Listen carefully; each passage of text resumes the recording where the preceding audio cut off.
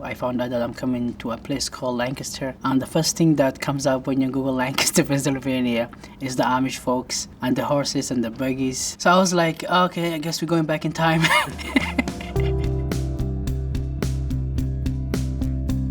My name is Mustafa Noor. Edafe Okboro. Jessie Calzado Esponda. George Tar. Lorena Boy. Ahmed Badr.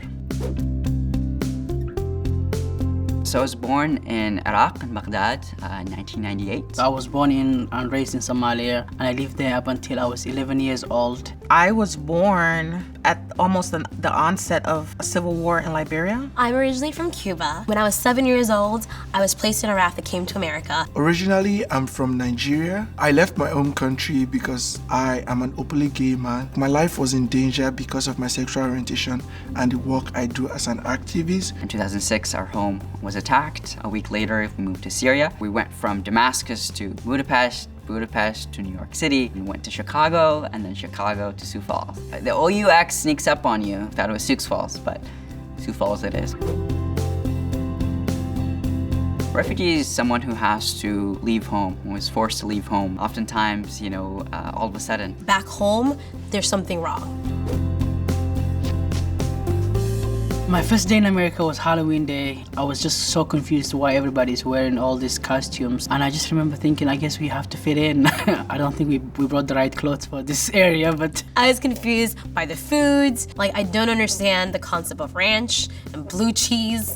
Obviously now I'm obsessed with blue cheese. When I opened the house and I saw all these children and they say, hey, trick or treat, and I assumed that they having a welcoming basket for the new people. So I took the bag. So a lot of people do not know the difference between an economic migrant and a refugee. The reason why people flee is because their lives are in danger. The biggest misconception is that we want to be refugees, when that's just not so.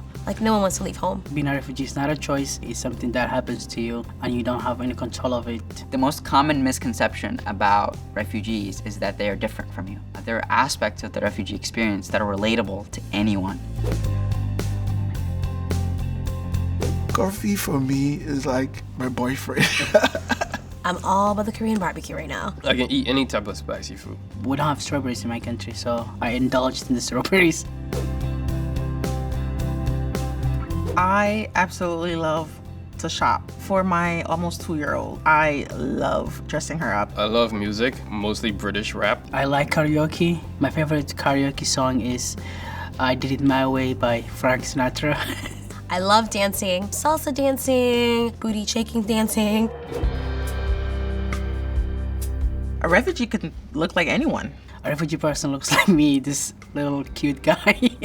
Just look at yourselves in the mirror, look at your best friends, go through your Facebook. That's exactly what we look like. There is no image of a refugee. That's not possible. Think of a neighbor, someone, your kid goes to school with, a coworker. We're literally people. We're people just like you.